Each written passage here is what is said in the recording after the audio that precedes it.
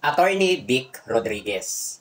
Pinaglalaban niya talaga yung mga blankong papel no, na inaipaliwanag na naman na hindi pa yan napafinalize. Kumbaga sample pa lang yan. Wala pa yung pirma ng presidente, hindi pa silyado. So ano pinaglalaban nyo?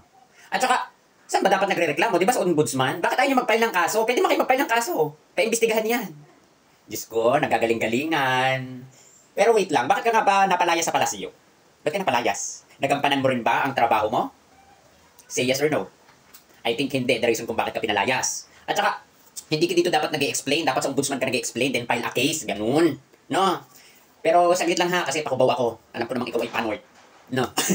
Kasi panort ka ako pa, pakubaw.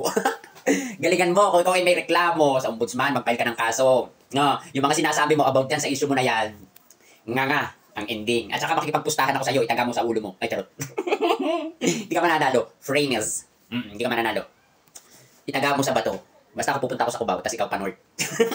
So yun, keep safe and God bless. Ipagpatuloy mo yung ipinaglalaban mo kung saan ka dadalhin yan. Yan ang magpapahamak sa'yo. Pero wait lang.